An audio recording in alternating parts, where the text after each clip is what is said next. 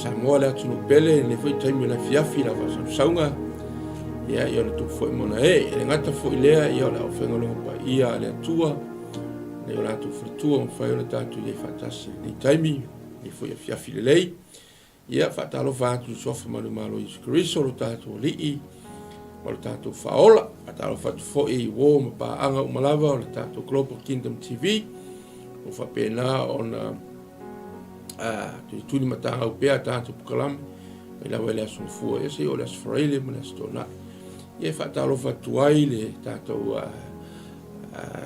CKA Ministry au kila nei ia ono ole tatu pukalam pe na tatu fasoai ia stofi vai astaitasi ma do tembo let foi le ngang fatalo fa ma le fatai ono lo mafuta foi ma le fa ai no le fu taimi lei ia tatu te mafutai ni foi vai taimi ia o tatu ia taimi o tau malulu ia ua whaaventa foi mea uma ia te taritonu lava ma o iloa ma o mauti noa ia e mawhanawhana lava tangata o le atua e are toa i ngā taimi sau ai le tuftofonga ia tu mo pere tangata o le atua ia i rana wha moe moenga ia Keriso Iesu a whataro whatu foi neu tatu tua asina sina nei fiafi i lato lava o whaia ia le whaiva o tatalo mo tama whanau sa mo umalava o whianga ia i pokalame lungo ala ea ia mato te whatalo whatu hawhamanu malo Iesu Keriso le tato o lii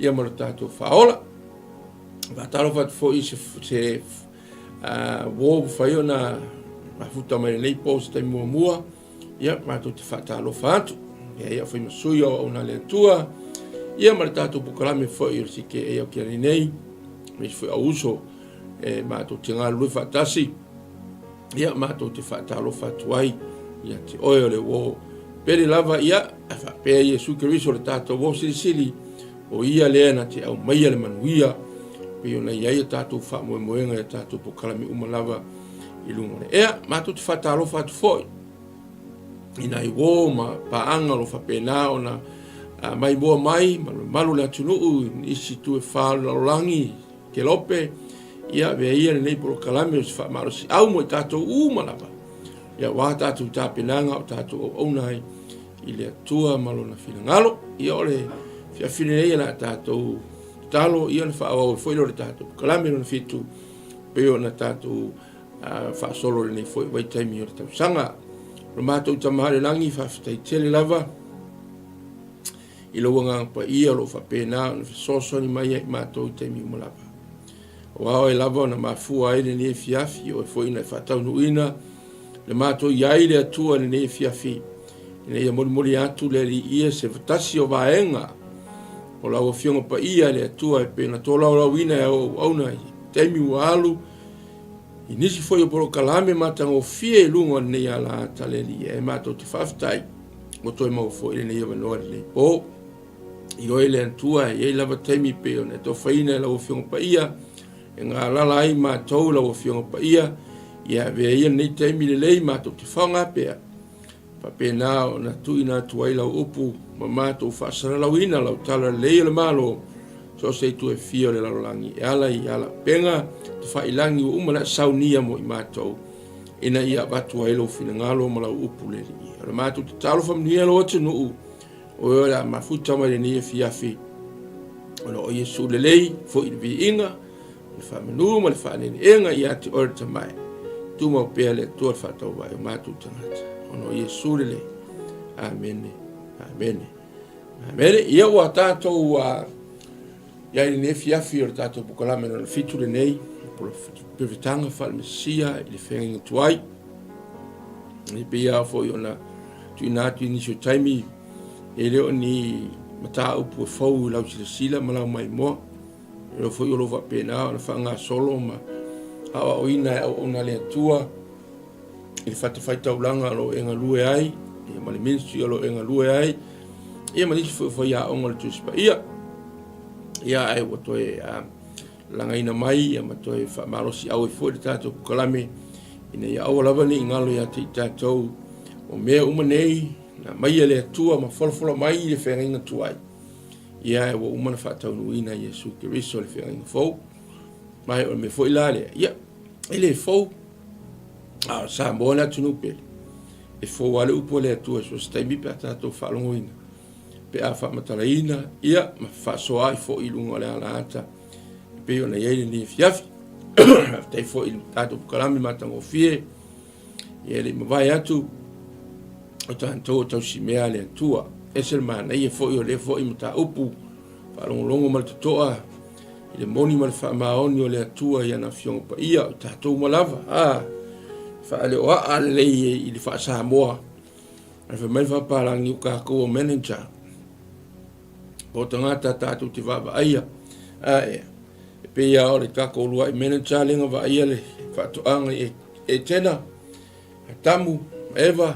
ia o mai o tātou mai ngā taimile nei ni o tātou tau si mea le atua e le ngata la o le tino ia e si fo i le tū whale nganga pe o na o ina i tātou le upo le atua ia vi ia la le atua awa o mea malava na whaatatitia le atua ia moana po kalame ono o ia o le ato ia fio mai ia le na fio mai Yesu le wa pe ane ma le lua fele mo atu tau sanga talu o na fio atu o ia i le langi fio mai i le langi le nei ma le ele fio ai morona o so ia le vo to fio atu i le langi e o tātou sauni lona to fio mai me foi lea moli a koile nana whaafitai o nolo au ngō fie tali eina foi o tātou pukalami te tono lo lawa o bota ia foi te tono o sa po fia lava te tono whalwhainga luenga ia mātou te whaafitai atu o nolo tali eina le upo le atua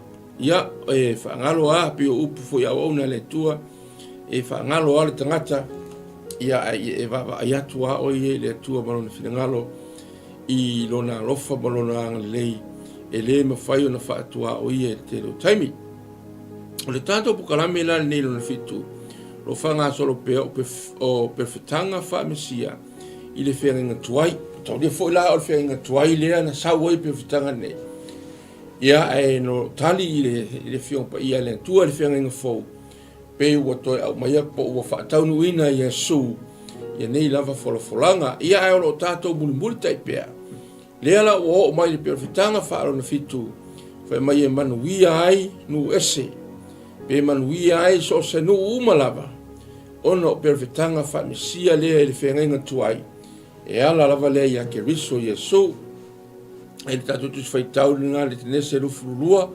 surulua se i o sfruiva no iai le ia se tala ia o le pea na whai atu Samoa e le fau lau whafonga e toi tiro ma tātou toi vava ai ai ma tautanga i ai so se teimi a tātou te whaitawina ina whionga pai a le atua e fau lava ia te tātou uma e se alanga o le upu ma i le suia pe me o le a o e pe o le susu e le suia le upu le atua me foi la lea lo o tala no le susu foi le maua mai le susu le tina le o susu na le suia le pio a susu e mau mai ngai fa lo o man fa su mali wa ave ye isi vai isi ya vai la au fa su mali ai lo fa tu sai le susu le tina le susu le upu le atua e le suia ia sa o le tisi tis foi leva mai e tu mau pelo lona ato ma lona lei ma lona mafana le upu le atua faftai la le li ila la fionga pa ia ai se yo foi tawina la le fiafi ia pa faso solo to tato bukalame le fiafi e ala ila na fionga pa ia le tua ma o fa upu na sulua lo fa pele ke ne se lo fulua e wa tepa e lea sulua on fetalai mai e lea o ia so ia le o lima i le tama awa foi te whaia se me tasi a te ia awa o ilo nei wa e matau le atua ina ua e le tau fia loa talii to tasi awa tu mai a te au pa e leo ya pramo wa ilo atu fauta o le mamo e poa iona tua ua lavelavea o le nifo i le la au filifili na alo tuai leo apera amo mau mai mau e poa uosi ai le taulanga ma sui ai lona tali Whaingoa ene Abraham o le mea o Yehova Irai. Pena whai mai ai nei ana po e loa Yehova le maunga. Ua toi wala au I fo le angelu a Yehova ya Abraham mai le langi ua whapea mai. O lo whapea a Yehova ua o tau toa au ia te au. Ua e whai alawa le nei mea ua e le tau fia lo wa talii o lo wa talii e tōtasi. Mea lea o te matua whamanuia ai a te oe, ma o matua whaatotale ina lau whanau, e peo whetū o le langi, e peo leo neone fōi o le matawhanga, e maua fōi a lau whanau, whaitu toa o e ita ia I lato. O lau whanau fōi, e manuia, e manuia ai o atu, manuia ai no umalava, o le lalulangi, a wā ua e usi ustai, I la upu. Te fo I leo Abrahamo maona tau lea, na lātou tūrai lea, ma lātou o whatasi Peresepa, ua maua I fo I Abrahamo I Peresepa. Iei le fiong pa ia ne tuarwe pa sulu walu ngai fia whamaya. O lau whanau fo I, e me manu ia ai atunu umalawa o le lalangi, a wā ua e usi ustai I la upu. O le perwhetanga lea whaemesia, ma le tasi fo I lea ki o le olanga au auna pa le olanga ustai lea tua. O le olanga e whapena o na usi ustai le upu lea tua. Halleluja. E me whaia o na tātou whai mai o kako umalawa o tangata ustai lea tua. Ai a tātou le ustai lea na upu ma whaila na upu. Ia e iare misi. Kamai misi a tātou I. Whamai le tātou au tū le ne fiafi e manuia ai no ese. A tonu e tere ni whai tionga le au whai tau tuspa ia ma skola wa ne laulangi. Ma pi whaasea I a Abrahamo, pi whaasea le nuo le atua, e pei ua iei le upfoi le a Samoa wa ailoa ulu tuana I ta isi. Leanga o leanga whetalai lava Yesu ringi iwa I tau leo tātou iai. Mai lava le taimio Yesu. Whamai ua tupu tele lea mi o leanga. Ma ua maa li lili ei fo I loto tangata I tō tele. Mele wa I neilanga ua masau fo I mea ta ua leo la hao ina. So e le ana ala leo la hao ina. Ia o la hao ina ma maa mai le tua. E ofo leo po le tua. Leanga o le tasi nei vaenga ta ua o le olanga soifua o le tangata kirisiano. O le toi loa le mako e kipo toi tilo ma toi tepa I la matanga mainga o le tuspa ia ma la mwhasalaunga. Po o haile kako ke whai iei ma whasea iei a tātou tala. Pea fo no Yesu tasi fo I o tātou whasoa le mau atu. O nisi o nātou tau leanga ina ma upu vale I le nuu o le atua. I oe sa moa le atu. E le asa si e le iei se la ngona whapena. E pea no whai atu. E leo tangata umara ngofo Israelu ka ngaka whale ko hunga mio. Pei o le tatu o tunu Samoa. Pei o Konga. Pei o Tahiti. Pei o New Zealand. Pei o Australia. Me foi la ne kau ke le sa iei maka ko whai mai se langa hava la kufu malaku o le nua le atua e se la mio leanga ma lea. Samoa le atunu pele. Tātou toe vavai. Ma na ia sta whamanatu sta foi au una le atua le whalongo ia I le mawatu kalami. Whamai o e tātou upu e kako whakeke so ngā lafo tātou upu. Nanga I ele me foi le wa poto tele le a onga le poto whaasara lau. Ia mapei leo wakako kualalonga ia mata mea wa umana tu mata manga ele tua ele olanga ma le soifuanga nei. Ai whamalo atu so e le whapea reanga ai o te whapea atu. Ia, ti o tātou toi te patasi ia. Ia oa ni o tātou vave ino tātou langona o no ua tau tia su tātou lena. Mana ia fo ilea elena tāua fo ila nau au na nefi afi. Ia oa ne ia vea le mea o le taito. po se makauki o se mea o ia li kulanga fo le male au sia o tati a fa le o onga ni fo i tau ma me fo ile le pe ua e le popole ai ma o kala fa mai sa mo ai onga u fa mai e o le va no fa keki ai a kia o ia fa i te ka ko so nga fa ia le upole li wa vai la o nga le nga sa wa ma nga ia le la ko o mai ngi sasi fa mai le kusia le tua stu spa ia Aleluia. Koe mawhauwhau. Ma tātou toi mawhauwhau fo ia whamtalang. Langa o le kako upu vale lana upu, o le upu vale lava lea tātou lea tua. Ioe, e ia ao onga, tātou a onga ia tuspa ia pe siria fo ila wa o kuspa isai a onga ai. Ngā hano iai kuskusinga fo ilea ia fase folu tu stala na natu tu fatsia tu spa ia ala tu stusia ia ma fa senga ina ia le afionga pa ia le tua ia tau ia fa taina ia ona le tua ai natu fatsinga ma nata mo fainga o se ngaluenga le le e le ma fa ia ia suia le upo le tua le anga o le tua na fa ia ai vela ia me umai lolang ma me ia kusia ka ko la lo le api na me anka ko wa onga me prima wante o l'université male isi mka kia o tikeri o me umanga na faia le tua na upu faka ko kusia le la le api pe nga kusila le a le tua se api pele ai o le fionga le tua le upu the word of God na faia ai me umalava ka ule kusia la le tua la longi api ai sea le anga foi o ia onga me ia le ako kusia foi o langa fetalainga uma upu o pa uma ia la jaso me nga ke lo ai le sa o ke le fionga pa ia le tua pe nga kusila le tua tu pa ia le ka ko foi ka ua le black and white le ia le nga ngana ilon a awal be o le kasinga mentality ka ko engu fa kusa le tua pe o kangaka e kusi vo ilele mai le tu si ele tua pa ai le kama iman set kama ima fa fo le kiki anga le ka o le poto vo ka nga o nga fi le ka mo mai hi ka fa ya Samoa be careful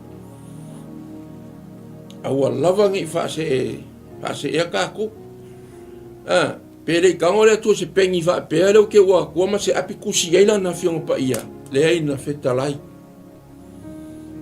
ne fa mai ia Ioane ile tusile le mole maua Ioane ile tusile Ioane fa mai anga tu sia umala ngai mea le nga fetalai mai ai le atua na fetalai mai ai Yesu na fa ia Yesu fa mai ele ofi le lalolang o fe la ka mai poko ngai ka fa mai ka o ele tusia le tua fast food offer wow ona iskola na fo ina la to tusia tu spa ia ai o na fo i tu stala na fa so fia ele nganga pa ia le tua ka ko fa senga mar ka ko fam singonga po aku si nga ese aku si ka po aku si le ia ia la alo ia i far kusi le kero o nga me ai ole me ia ka mau ka ua pe nga kusi ele tua i lona lima i se fasi pepa ma se pengi pele kusia le nga fetala ile tua ia le la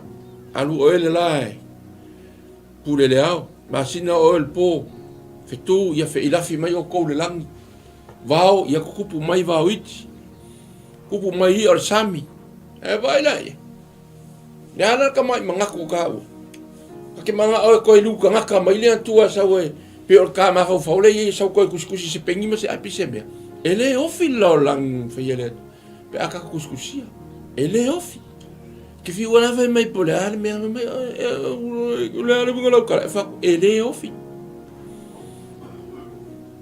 amen agora me nga va ko le tua fa be ele ofi le ko se kai mi mas ni me nga fa mas mas mo ka ki yo se la langi ni ele yo le tua nga e ai como me me foi lá ele fa manu yanga foi lá le tua a wala ka ko pokalami Wau ke lenga e fo inga inisi vape. Ele o se manguia ngau kako. Wau, le kusi pa ia le sa ungoa. Le fionga pa ia le tua le sa ungoa. E ka maroanga sau mai oi ulo i kalitaia po o airaki il mele o ye yiu kako uloa. Sau ea. Vala o ile tua e ese mai o lako wa inga. Sau i vai fa. Mai e ese le tua marona fina ngalo.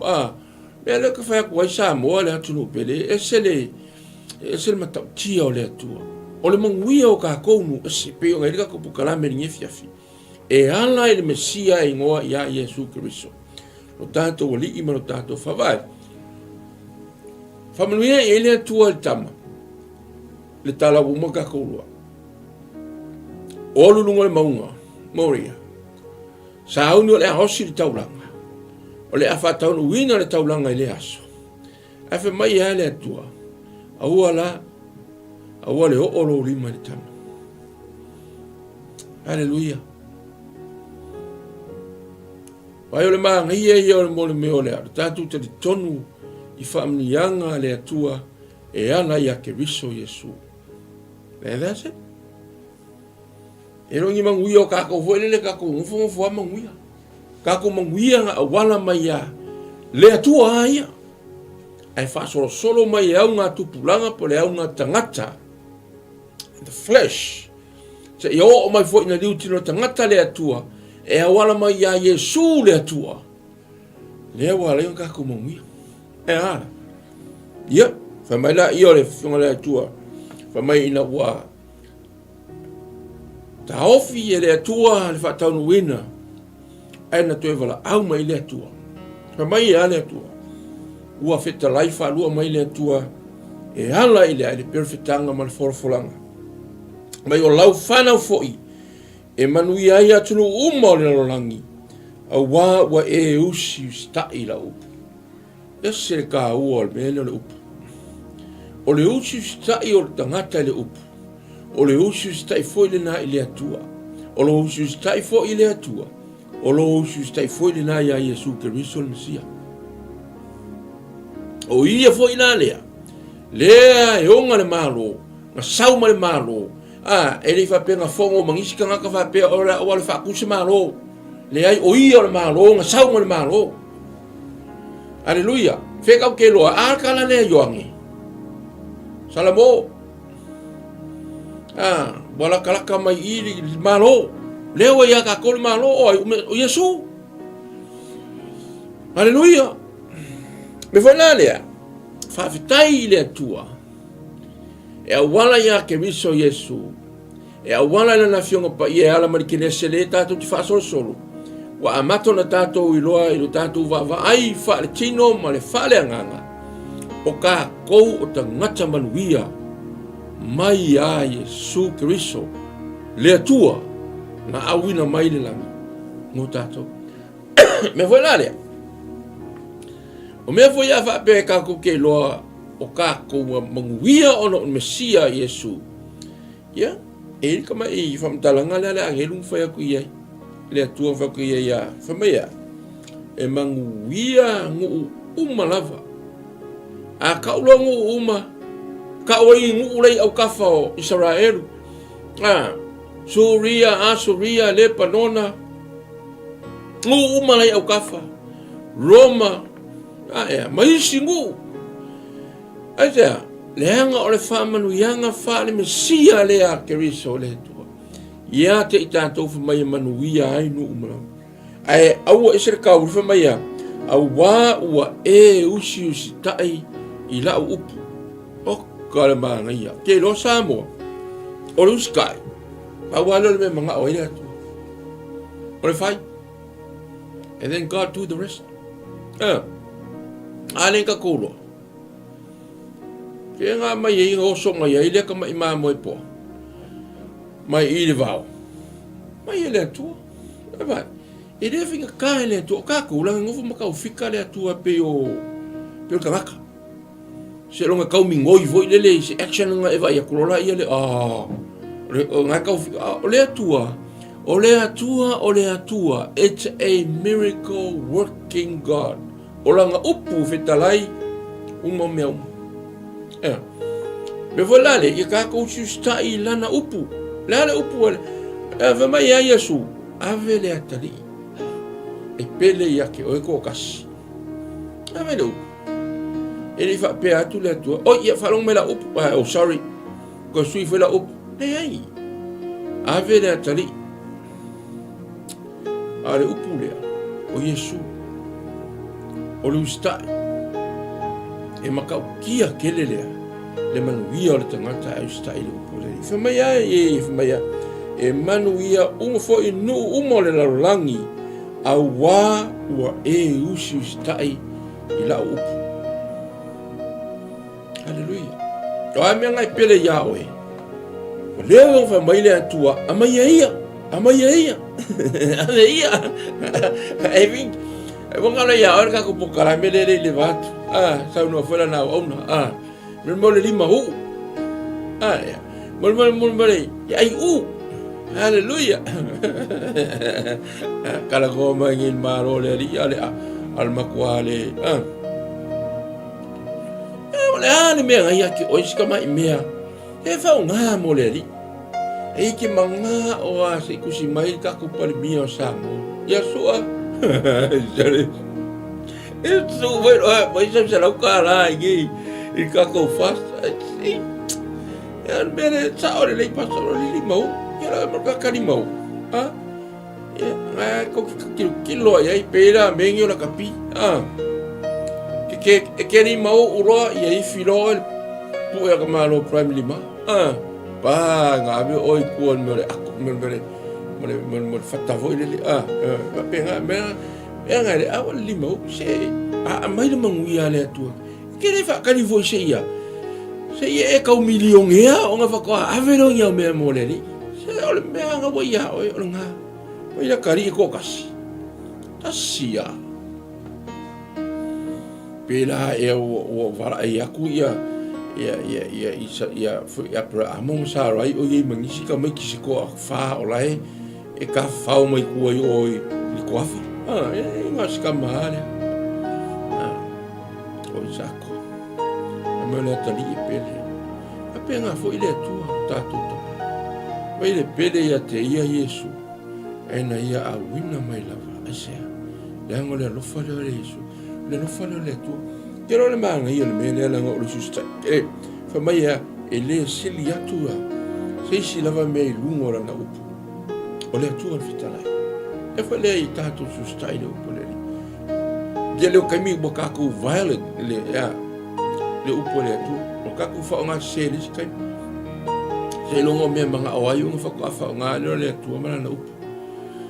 Le tua o le ile mato ile ma o aso yo le vai aso lo sa vali e marca ko sa vali ai sa vali ma le sta I mal fatto tu you know ma ye yo le ka vo le kala ka malo vo le o Isaia ke mingo ke usia ke ro me ya le tu fo ngai le so nga ngai nga fo I fino e o ti malo le o usia o tupu e ke roe whako awa I sa o iala ia o Isaia me ka o le kupu mo ia. Hallelujah. Wha mai o kilo aku Isaia e se lea kupu. O lewa kupu usia le hei mangi mamaru wha peang kilo ia I penga wha ai ei penga ke I ma wha ke ia hai ka maro o Isaia. A inga woki kupu lea. Ai kilo kunga Isaia I kongo o le manumaru sole le ai la ile si kupu mo ia living king le soifua ia su e pe kilo vai e tusinga Isaia na kilo no inga kaunga oki vai polare kupu nga ele me nga kupu ia what is the king in your life? He needs to be die e o mga umire oki se ia vai tupu mo oi Yesu Mesia e kupu lea e wha vau alonga soifua ki kilo ia iaso uma makaimi uma malu malona vi inga e wha atu mawina ma e wha atu muwina I mea uma pea e fia manga o ai. Hallelujah. Ke lo e kupu lalangi se longa request ngufuka e ole iai alo nga foi se longa ye se me ola manga mi ai oi ale fa sala oi ia nga fa ko ambilo oi le tupu lea. Once you close to him, he will close to you. Mesia le Yesu. Me vai se ka ua yo me la o kala o ka falong so mi se ka ko ngai de songa mata ngo fia ngai kunga ma nei ia fa vai la fa mele fitalinga ale atua ya Abraham. Ono lo justa la up. Lea o le avaku ile si fa mongianga le ya oi. Ile ngaka nga mangwia oi. Ai koe mangwia ai ngu ese. Oka whawhitai ya Yesu. Ele loto whaapito pe o le kele o isi kupu. Nga o longa ia aku ngu malonda nu. O e whaalongo i sesi ngu e isi kupu a whai mai ia o ke manga o le au. Anga lele iaku i ngu ya sa moa mai isi kupu ne ai. E play ane role la kingi e la tau lava lau ele ma la tau nu. A le kupu le. Whai anga whaamungianga. Sa ua mai le langi sau di tangata na ia walau ina whamai fa sa fu atu. Mene ia kako lo kako le whangau le tupu. We are a royal family. E leo le royal family na wele le ngā whelua e wele le lumole. Wha paolonga wele le warenda o lo whale mai whelua e mka piripiri la wili. Au kako o le royal king of his kingdom. E tala ia le tala le leio le malo le ri. Whaarong wani e fia fide. Te whamanatu le au auna le atua. Ka ko tau si mea le atua. Le ale wingo ngā mea le tau si mea. Le au whai le atua i Abraham. Ia e alu ea. Ia le whawha ai le mea ngau mga waku i aoi. Hallelujah. Ia le lopo reka aro solo a ia maunki ma le whangema. E konga ale loa po la ngufu le lalo se la au. Lalo se maki i el koi. Ia le manager. O me foi lá le fa pe o fa kule tu fo le nga le va ai le ai o me ka ko e ko nga ka ko fa ai fa le me nga fa me o mena chai me o pisingis Aleluia yo e sia ai ele fa pe fo i ke ngofo ai la ko e manager o le manager ka ko wo qualify engo yo nga qualification ile matanga luenga male matanga luenga e o ai le mele ai kere o akula e whao ngā lalo taitole as a manager. O iei mea la o uma o ku ue. E ke rako e vai, e le ese manager wha mai. O so e manager o sa unga le mangi mea o ke manager ai. Le o la o uma nga iai. Pei o le whainga le atua o le lalo langi. O mua whau ma mea uma. Wako a whau muli le manager. O langa maka whai o ia. Va ai. Manager mean maintaining thing. You make sure awang ese me fale kong ya kilo manager nga o ia ai lo ye foi sau mene ko manager me nga fenga luenga kele ese manager ele nga lue mo la kele le pisingisi ai manager nga o ia ale ia man lava mal pule i o lava nga who cares the rest o ye ke ha ku resi va nga fenga luenga ila loif ai lo le manager o nga me nga fai tau si me foi ele atua e pe onga iai le atua ia kukusa mga kaum. I like the word that Pastor was saying this afternoon. You know, ia ele siri o hai e les.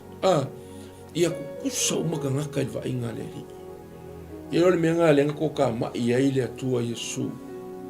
Nunga li foi le la ngi masafai. Ka ngaka uma fa mai a saolo lako fangua, saolo lako le tamau a hinga nga ele kai mil fasalawina le kalesia pero tu va tasi le o meu mo mai tupe i ona vai le tusa mal mana ongo o tangata tai tu tasi o mafutanga ale atua le kai minga fa ta pa pena le kalesia ma fasawaina alo yeila masa ana dia masa faiwa ya o yei mal mana ko fo ile e esse ara e kaunga treat esse ala ue e petelu mala apostol o ile ai ele que ele explico ele vai lá ele anga al mena va marcar a petelu ai Ai ke lua le i whakaua ea le mea ngā wako. Le whanua ngā lua kausia le rei ngā mai le atua. Ai ke lua le i whakau e sea. O sia lua property ngā wako le atua. O mea ngā wako le atua ke lua wawaaia. Ai ingo ua vea o lua ma ua lua whai mai le whoroforanga. O le a vea o lua matausi mea le atua. O mea uma o le a lua maua mai pe asa uma lua mea. E a mai i le whalo le atua po le nu le atu po le a ingo le atu po le auso. A le boko e whai e lau pule. E le o lua lang kausi bea. O lua o le makua over le fi whai mea. Ya le kali. Yeah. Sad story. Ke longo o le si mea ngā e koe wawa ai. Koe fia malanga i fo le ngupa ia sa vai kaimi. I kako o, i kako moli maupo fia kongun meren kangu o siu ngari i rea. Ele wa pera kako whaitse ako kala amu. Ai wha mangako ia ke i kako. O kako o le ale me wa i fola i le atua ma wa i whaiaku le atua. O aunga tau si mea vatu uma mea uma mo oe. Longo winga kako whai. Hallelujah. Ia e reo lea mai fo mai o waku mele whenanga luenga le atua. A sau koe waku. Anga mai ngeila, anga e sau ngeila ma le mele mai whenanga luenga le atua. A o se mea ai. E whawhewhenga koe a waku ngei mea ai o umanga ai a sau whamasi koe mai ana mea ngā waku whenanga luenga le atua se a makasisi mea i ngā luenga. Tole, a mai ngā luenga le atua me koe waku. Ia walaki la o se mea ai. Ia lele, waku ia la ngā ua. Me koe whamei koe waku mea ngai a mai whamei ave wharenga luenga le ri. Are kera ngā riso kako. Ave me ile atua koe. Me le atua koe mai. Mai fo ile atua le me kausi. Ai le kausi whare le ia fo. Oe wari ka rengi wari le kasi lua mane lima. Watu ia ia le atua le tasi lua mane lima. Inga ia kausi whare le i. Whamei a Yesu. Sore. Saure lua maua le si lua. Saure lima maua le si lima. Saure kasi whamai a. Kiko whamai lau pinginga lo maue. Se vai. E fia fusu makai e onga le ka rengi. Bifala lea ia. Tato lo ka kou tau si mea le atua. Hallelujah manga ia ke lo e. Sa hongi merika ko pukarami. Ufa mungi e inga vo pukarami lenga umaku le lau. Ua ka kou ke loko ika fua. Le meua mai le atua, tau si mea ai lesi au auna le atua, au apostolo, perfecta, whaia onga, fo mai, o apostolo, o isi pika o loko vale va penga, e perfecta loa pere apostolo, o hafu ngā mea. Halleluja. O le apostolo, e o avo i ngā mea, o le apostolo ka ngaka au inga i le atua au aunga e whaatuku e ka lesia. O le perfecta na e whaima fonga o le atua i le vaenga le lorangi ma le vaenga le lorangi. O whaia aunga o le tuspa ia mai le atua e au ina ia le tele o nganga o tape le lorangi. E vai le e. Kaka tau si mea le atua, o lo tau sia, tonu ngai vai whawhia ngainga. Lo tau sia tonu le kalisia le atua, lafu ma moe. Vai la o le kahua ke le mene. Hallelujah. Ke lo le tau singa e kamara para amo. Ko inga, tatu tama fatutua. Ia le kam kikirea. Kasia. Tasia. E nga makua tau si falele. Ke lo e baba ai falele. Kau singa kam kikiri le history lo. Tau si le apera amor kam kikiri. Tau si tu sa mahalo le atua. Ke lo koe feta laima i le atua. Ki koe au mai ala lau. Le mea nganga bakia ki kanga manager i ngā li san. Abraham, my son, manager, si koe mai ala. Hallelujah. E mai fur kam kikiri. E a mai mani loko ako. What a manager. Abraham. Anga sesi o kako sole. E fai finga unga male atua. E lo ngau anga pongi vea so ako makalo ngai musu e aveia i sako. Le atua e. O masa ili atu martinale a inga le nefu i vaiaso. Le anga le mele neina e au mai a le wa feta lai mai tu e vatu. le atu ai o langona ni a hinga fa no e ke lo mai va kwa avelo le ai mangi mai me se keis va kwa avelo ave me fa mai ke lo i o kaulang ka ko le i o kaulang ai o me mai le tu va kwa wa le vanga le fa ia kaulang aku i la o ke fair nungal moria la me la ye koruso yesu ke lo e monga moraya o e lo inga me le i ngai temple mountain le i Israel o inga monga moria o inga fo ilenga lenga ko e mai ia le tua Yesu Kristo o yo le tua ma fa tau no wina tau langa i lunga i Kolkata me wena le ia o ngi o ka ko manatu fa tau va nei o na le tua o lua ye me alo fa le tua e fanga ina ai le ngato le kale sia ma tapu e ina ai loto mananga o tangata o fia feola mo le li ia le ngata fo ile e fai ma fa munianga ile aingo le tu manui ai no esi ba ngai ai o le meo le manui o le tangata ke loe ai engi kangaka e usu sta ile upole tu fa ko oe ka ua o tatou o tangata manui wa ba yo le manui le o Yesu Mesia fa mai Abraham ongo lo usu sta ile upu o le mele e o ko le manui o ifia o aku le atu la uma ti vai o kaka o tangata no as tangata le kako kele i aku sesi upu kako kele i fea ngai ma fongo le tu ma si fongo le tu i kaimila ai wai a kau au mai ia se hata fa ata mai le tua e ala mai Mesia o Yesu i le feringa fo e au wala mai i tangata na ia faia e pe o le kamao apra leu ka kalango ai mai ia ngaka o le tangata upu ngaka tausi le upu e se le manga ia vai e kero oe o le upu le atua e tutupu ai va venga o le upu le atua e sola ile fili o le upu le atua e o ai nga ngu ka ngaka e kele kala le ka komu le Hallelujah. Ke lo lo pole tua e sil mamana.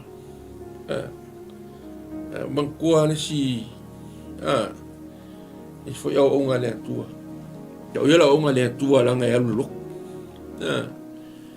Ai fai kala nga kale o pole tua. Ok so. Fa fe nga fai le o mea i le nga fai o ia. I se si upu whapenga. Ia whaftai le atua i wawenga koe whafuisia e maros. O wala wangi ka kofia ula wale whapea lava o ke poko. I am very smart, I can stand and be pouring. E challenge le upu le atua, well, good luck. O ka koe le challenge inga le upu le atua, ka koe ke usi tai le upu le atua. Pea ngai ringa manguia ka mahalo ni apra. Lango le fina ngalo leo Yesu. Fina ngalo leo le atua. Po Yesu whamsia le kau kalangoingi. Ina ia tātou ususta. O kero o uskai. A sili aku lea iso se siamea. Langi a uskai e whaingo fie ona iolo loto. I se whatonunga. I se mea o lo whatonui nei oi. Ea. O ustai. Kusa po le hale mea lai ke mga kuai mea. Ai o ka ngaka leo Abraham. O sta ngata usita i tele. Ke loa, i whai aku lea ese mai mare no u lea ono tama. O lai mangu ia le ainga le tino le. So le kele mea, e whai aku lea toa. Alo ese, paru ingu, alo wapa. E vai e tangata, me voi lea o ka kou sa moa, o ka ngaka ngā lulue mo ngā wenga le. O tangata pi e kau ke whai ngoa inga ia le lotu. E fai mea i ka kou nga ia ka o i ka kou fo ile o kanga ka close le ri. But honestly, e le o le mea ngā na tu si ai le fionga pa ia le atua. o le vā o le tangata ma le atua. Le lotu, le muli mai le kako inga temi o Yesu, ia le tūlanga le nana tina e Yesu le lotu. Ai, o le amatanga mainga, o le mafutanga le atua ma kako. Personal relationship.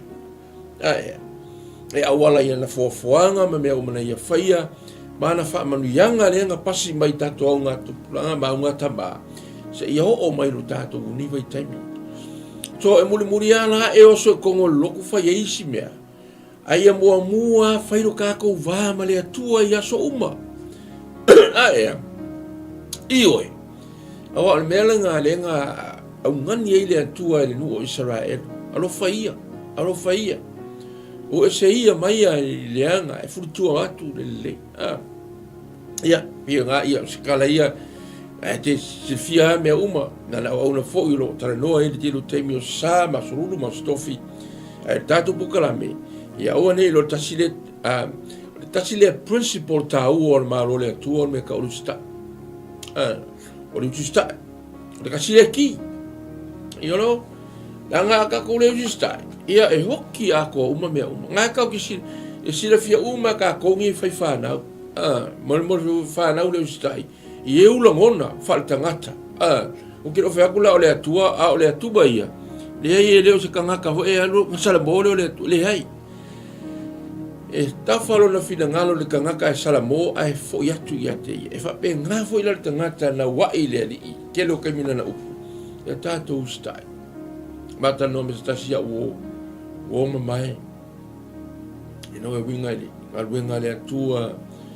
Ia, masiana i fui kamai pisingisi lai fai. E o fai atu i sia wo. Pa ai. O le pisingisi. Mana ngal winga le atua. E ko uma i ailo se lau pasengi. A fai lau pisingisi. E ko i ailo se lau pasengi. A fai le loko le atua. Ko i ailo se lau pasengi. Ai a fai ke fai a umangei me lua le kaimi e kasi. Lo ingar ka ilima se fulu pasengi au. E ke afa la mea le afa o ngai me. You know, o fai aku le i sia woba ai. Kalo le li ipo lani me fai aku. A fai ua fuina lo so i fua mo le ngalu. Wenga le li. Harui ma le ako. A wenga ngako lo au loku ngai kau le inga luenga. Ku i pisi nisi e run le si fai. Ia o ngā whamangu ia fo le atua. As a business i de ngaka ngaka. Ia ma so swangi ngā luenga le li. A oe ai. Lokal ngoa au i personal fo i sa ubo. Kai minga o kere i fai fe au. Au fai aku i e si au. O ngā o experiencing ai au i e ngā lua i lalo fai fe au. Ma o kiriki o ai o na le atua. E le fai ngō fia ngā luenga le li. You know, alu. Ia e tu ato yailo malos. E tu ako yailo o taimi. Yailo uma ka kui fai pisingisi. Hallelujah. Sa ka fai foi ko mai pisingisi ia o famai le tua ka ofi. Ka ofi o ko mai pisingisi nga e va ve ainga pele mat. Ia ka ofi. Ai fa tai le tua. E la wala le tua me ka ki mangu ia. Ola sa ili le malo le tua mala na mo to. O me fa popola iere me extra. Me ala nga le tua. Ilonga ia taimi. You know, ka ko mga wa faingi le tua ia fa sauro vai aso le. Kai mi le tua. Kai fa kalifo iai kai mi le tua. Ele fa penga fa ra mai lo isa ko ko fa mai le tu ko mai. Ana ele ke ka mal sus. O matua i fo al kama. Ka vai fa tali pe. Ka alo ko inga misona tali. Ya o ko inga misona kali e mai saito fella ko me aim ko ma tadi ma fia a fa mai lo ya te mai lo si au pele na e a fia fo ya ko vai ma ia ke ya wa ba tam o savani ba mo kamane wa fi ai mo lu ska fai ngo fie meu e ele tu si fia ngo fo a tu tilo ye ile le tasila le me mo le tau to fa mai le kala ile tusi pa ia fa palangi o lo ia ile upuna o te tau to le tatu fa mai o le mea lea a o te faa manuia ia te oe ma o matua fa to te leina lava lau whanau e pei o fetu o le langi pei one foi o le matawhanga e maua foi e lau whanau fai to o e ita ia te ilato te vai o ia le makau kia a e wha mai tana suru ono fa mai fa pea lo fa pea mai ova o te tau tō hau ia te au ua e whaia lava le nei mea ua e le tau fia lau talii o loa talii tō tasi o le mea lea o te whamanuia ai.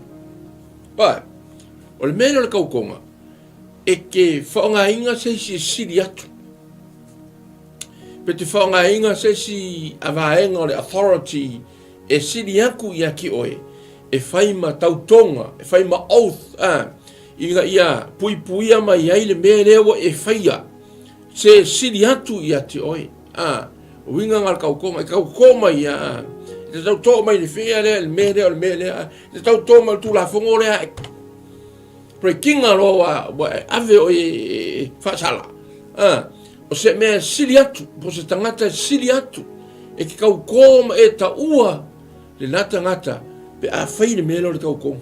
A whai mai au pulea, o ngai le ai seisia, e ma whai o ngā, pulea whaatasi ma pulenga whaatasi ma lea tua ua na o ia lava. Tau tō a lea tua ia ia te ia. Pe whela le nau whea kwai. Pio ke lo. Ne pisengi. Mai oin tu sia tu spaia. Kuspaia kusi perfecta. I oe. Ke kako ke le kau wha ilo inga ngā me poi kusia. La ne kusi mai ai. I na tu sia. Ai ole overall a koa kuskusinga ngei o le atua o lana upu o lana perfetanga pua wha maumawina e tangata ola pe o kako ai wha sofia le nganga pa i e tusi lea u mawhai o na tatu whaitawini ele whionga pa i ale atua a o le whionga i ale atua o le whionga pa i ale atua o lana upu na whai ai mea umalawa. Hallelujah. Me foi lea awangi se awangi ka ki challenge ngale atua po ku sia ku spaia. Hallelujah. Ese kali maila fa venga nga ola le nga pepe to no na bona yuta tu te to na china. Fa fe se ku se o ka sia. Hallelujah. O tokta ai nga ka sia pepe ko ngol manava. O le atua. Se mana maia. Hallelujah.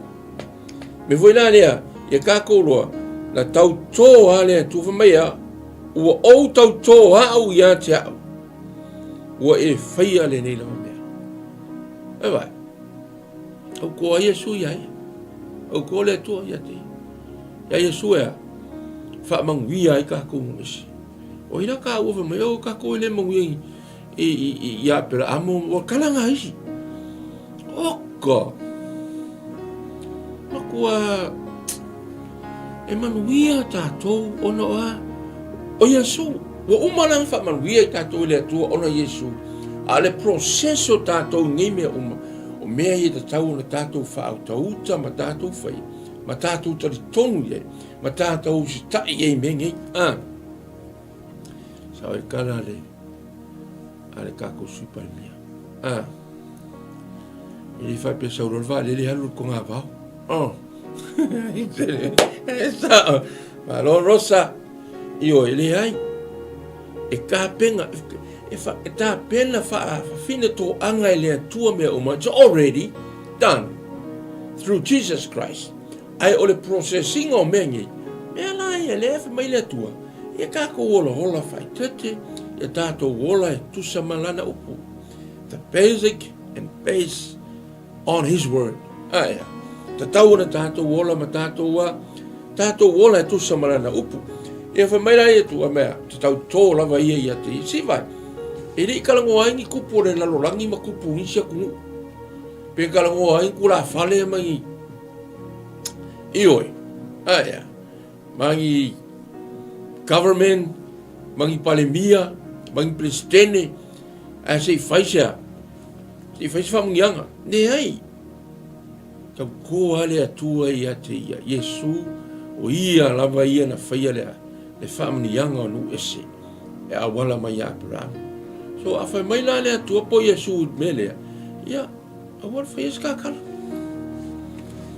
E fai longa nga kau fai leia, a wale. Piu lea e kau maro vale ai mau me lunga Facebook polito. Ia ele tusi na ale e peru e tolu. Kau kia i ole melea, ke loe. Ea e sa o atu sa salama. Whamai kaka valea e le isi atu. Ma kelo isi mei o kilo ngi lunga Facebook. Asa mo ala tunu koe. Sole. Ngangu mai o kasi ngangu kau kia kele. E koe sau e kua mani sikala nga. Koe whamai o iere kari kongu le atu. Kari kongu ai ia ia malunga poko. Pa ai, we are nothing. Welo. E whae siri mai lai o larunga lau kalari iso. Mawhawhau oil e fuifu. Ka ua nasi. Lea le lea hoka le pēsau sami. E vai la oi. Ua nai ke pi ke fia kama. Ui ngai o ngō lau. Whailonga ngā ua maua.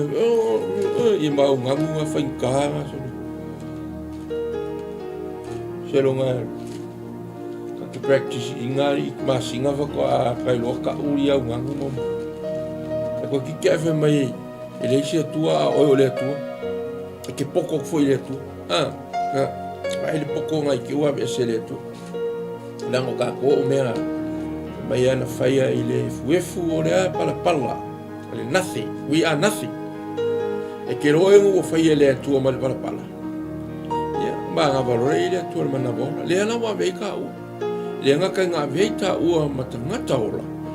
Vei ta ua ma winga ma fōringa le atua. So awa kera lau vale lunga le Facebook.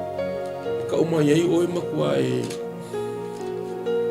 ka uifuanga i makua e i whekua i makua ke whapenga ma i lunga le Facebook uro. Sau moanga whapenga. Pe i loa ka martangata. Ma ia kala ngā tuspa, ia kala fo ngā tunu sāpua. You know, wa ai ko fame mau wa ile ngana pe ole a kau krosi o ile lainga ai ka wa ke iwa sola kiki ngari kai soifu lava me ka ole loko maulano hambo ia oangi i fa mawalunga ka ko ngo se me o maua wa ke ro ko ngana kupula ne kares i foko i ngai ngulanga wa ngai luma olanga fa paulonga fa maringa ele o papel ngi ngo fia ka se papel vai ngi kusinga ya sola papel ngi tu ko kia e ari le va fa mai so ko yo mai cavalier ngu kai eu kai town e makamaka ta me so le e ka me papo vi ko malo ni panis so ia tanto baba ai fa penga fa taile tu era na upu fa taile moni na upu e le mo ka ko e moni le upu le ka ko foila aka ko tono moni le tu ka ko salvari e ma suia e fo ka ko la suia ai la ngana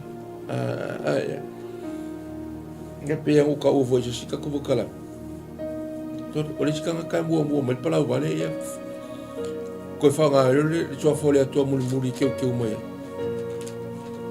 sere ma ko a poko vo io ka ko fa me ka ole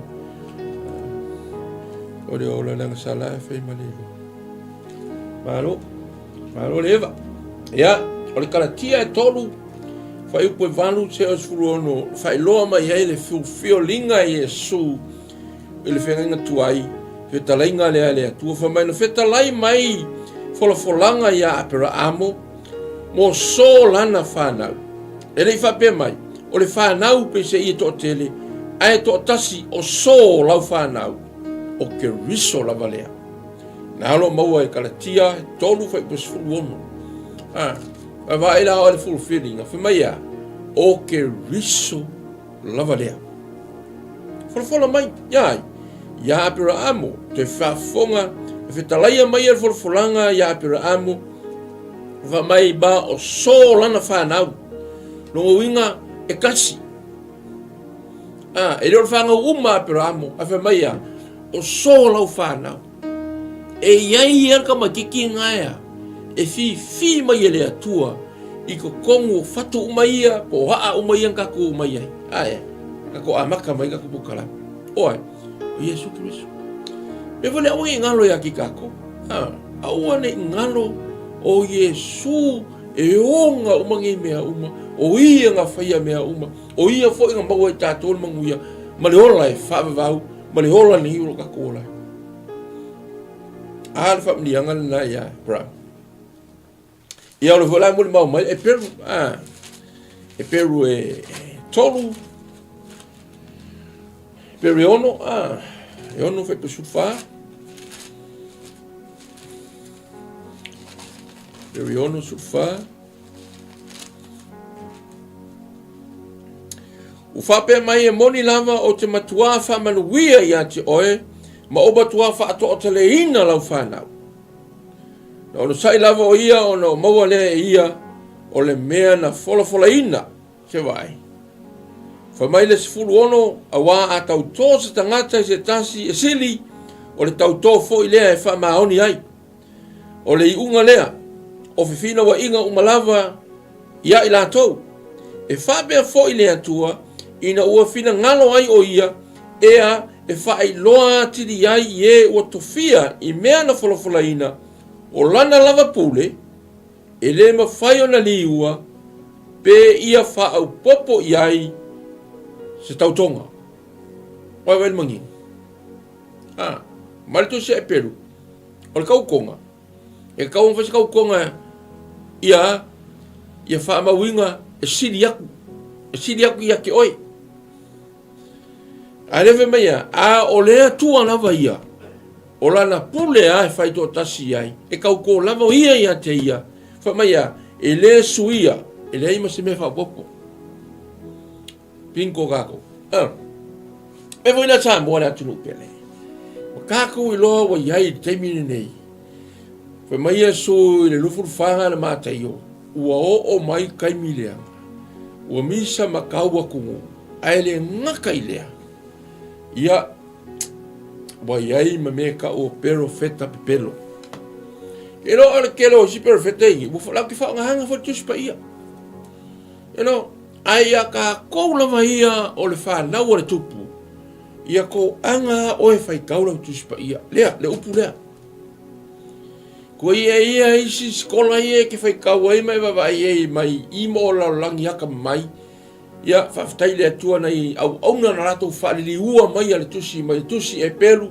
Ana le tusi a creek, mai isi lava ngana Latin.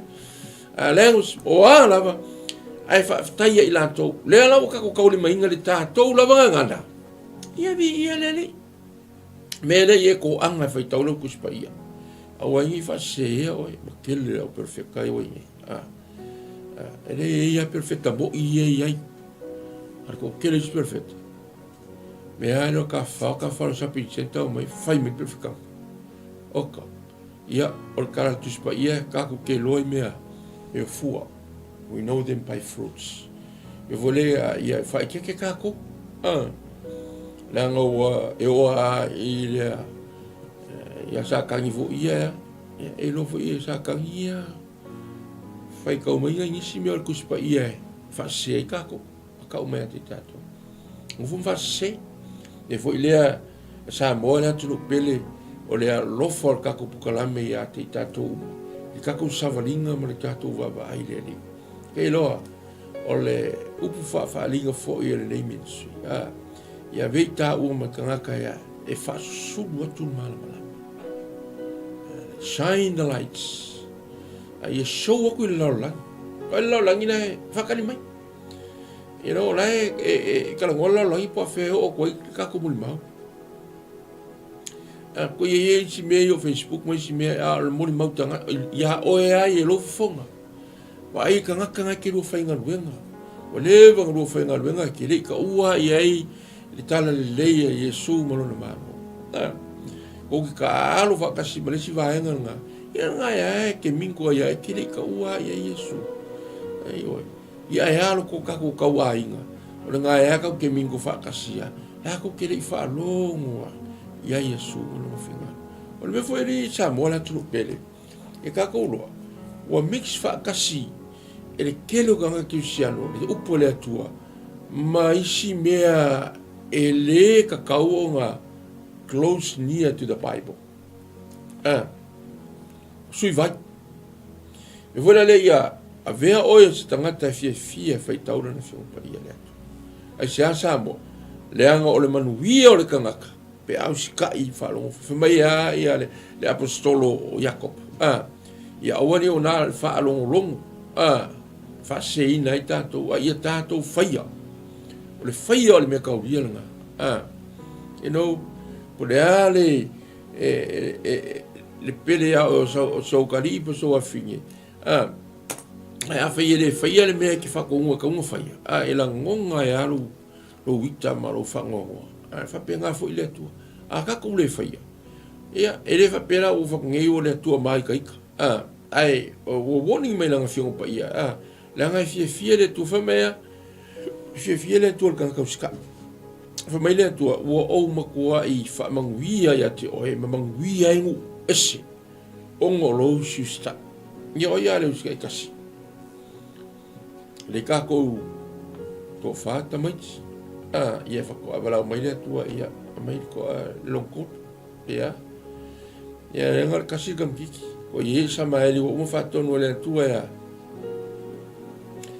ia sarai fai a plamo e besi ave kamanga sama ele ia le kupu mal kam kiki tamol folfola e o le aka fai fu mo kako ina ia tanto ave ese me o lo fala be lave ai kako tatu savringa me e manuia no ese uno Yesu Cristo ono o susta la kalo abramo e folfolanga le tu o le kifo ilalia ele va pio valanga manguia le no langi o lo ska ia ai o le principle le tu il manga o mia le tu le kanga kaya o tato yai le lainga le mesia yang familianga ia tato wola au ona pio abramo amen o abramo le kanga kaya lu loku po gako e alu o saum pai postari a sorulu os coffee alukala apela amone nga alu ska ia upole atua alo longo na ke mi fikara i mai atua fai ese fa mungianga to inga le o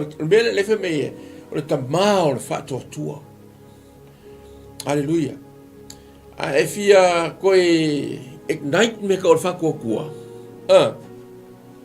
keep close to God yang ngi me ka ko lo ngi lo ke le me pongi kia ai ka ko fa longo atu e feta lai mai le tu bre se me fa le love ke lo me ya ka ko ai la so ka panga ngo e sel manga yo te mi ke lo fai le lo tana no nga me tu o Yesu fa mai ya la tau to la vale tu ya te ya o ana fa mnianga e manuia nu ese ono Abraham pero fetanga fa mesia fera inga tuai leu to fa manatu mai fera inga fo le monia fetala la vale atua ya te e manuia no uma e la kako e ala feo ye fina ngalo le atua mo o le po i tono la le fo pa ia le atua ma ia si ki le principal la ngo Yesu mi fa mai sa fa tau va ya te ia le ma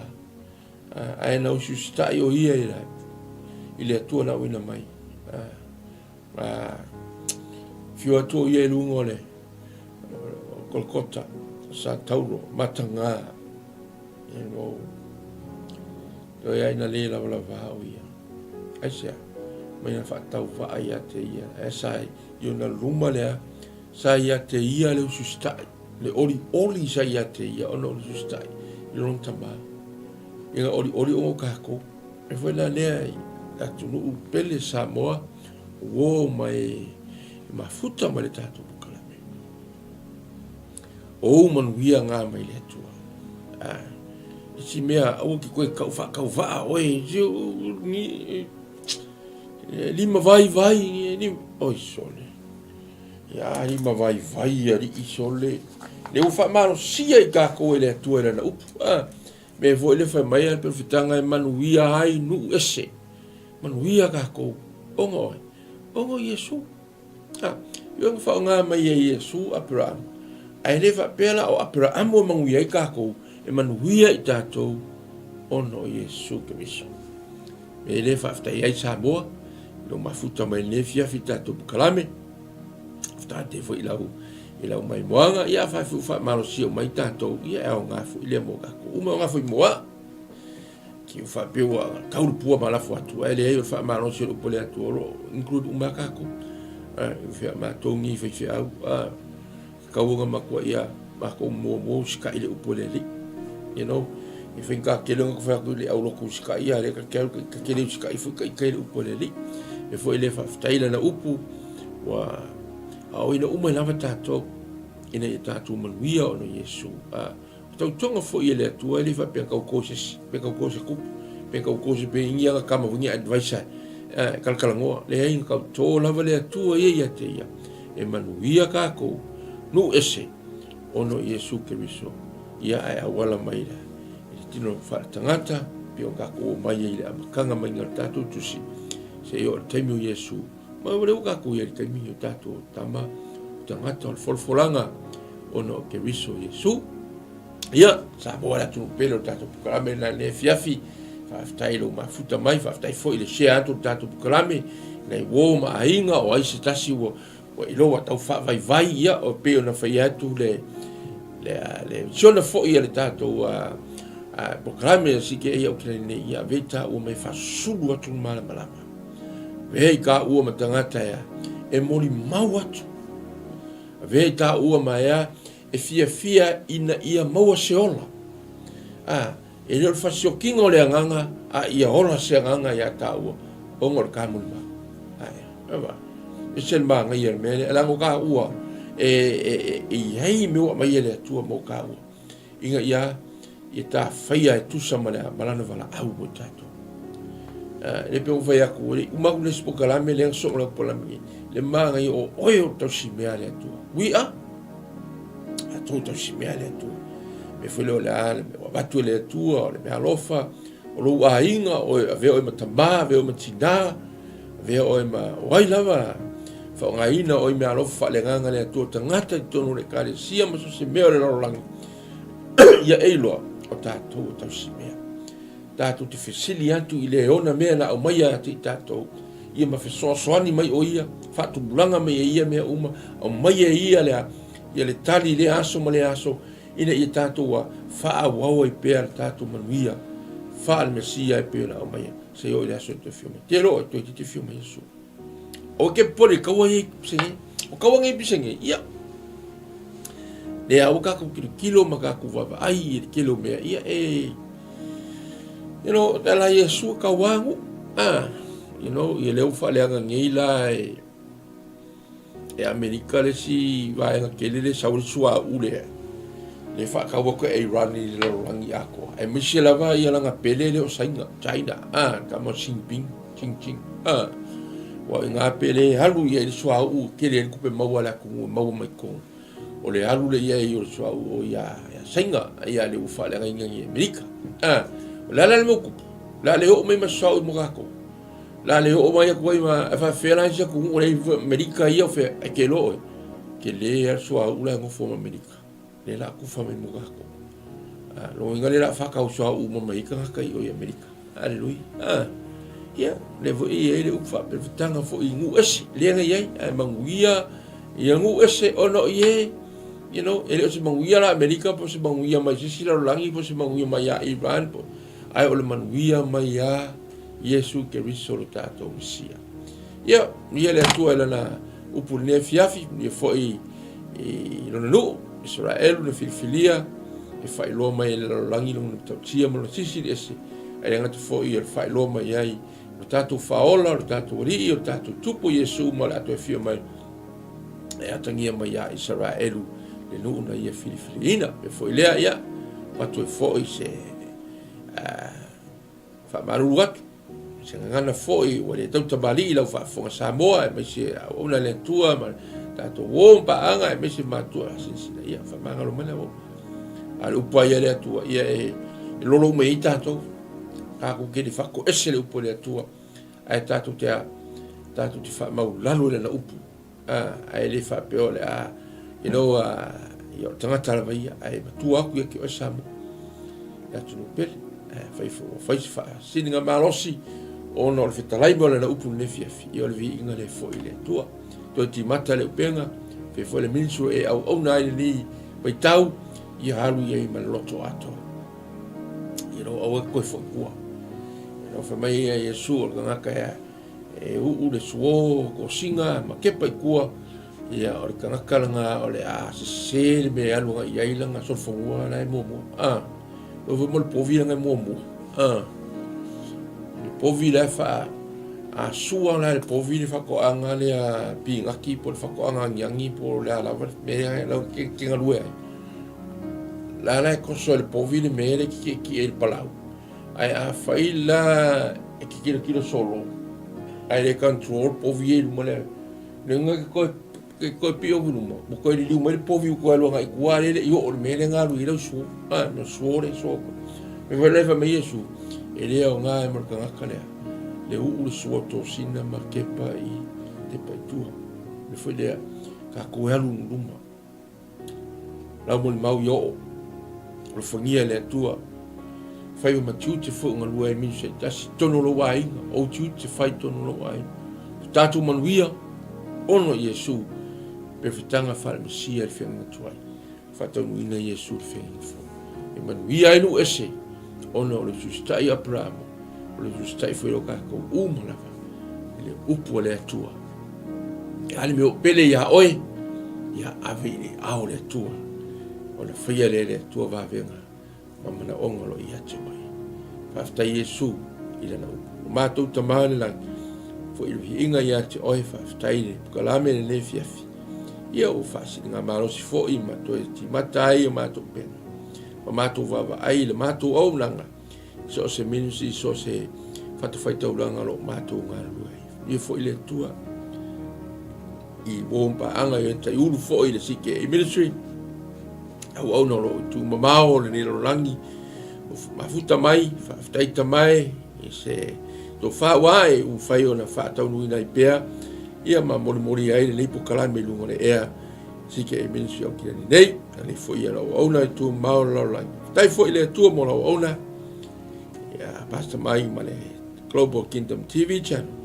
ile fa ilo ine lungo le air for le po kalame ta mai fo ile vinga ia te oi ono me le wa fa ia mo mato o per fa to va io mato tangata ya alu le tu male mana la upu mai lava i taimi fa pe na na la ina i lungo le ya la e ta mai ia fa ilo lava le tu lo malu lo si dia la wa fa tonu Pastor mai ma sara male no fa no e aulanga le fatu au ia fo ia le vinga ia te afanga leimo te tai umalavo e kale sia fia le ngato nu sile nei ma atu nu o le rolangi na au na le tua ma yo la tu faltua na yo la tu fanau e pere tua fa taila fa malo longa ia la to mai fo yo ui le fiafi ta mai ni fa la velave po ui fo ini mea ua le mau tonu ai le manatu ma le mafaufau fa afetai tele tamai awalo e manatua malo e manatu pea ia i lato e ala yake riso Yesu lo matu tamai fa o toile tua o po kalame umore nei po ia i pelo wanga le malo lo fa fata unu nai mea tamai matu tue mo stai fa penei na fo i vaiaso po elvi inga iate oe ono Yesu le amen Amen. Ia, to fase fua Samoa na tu bele, ta tu filo. Ai foi si aso le lava yaso pe apule lo fo. Ile lo fo male anga le leio le tu Yesu. Fase fua. Amen.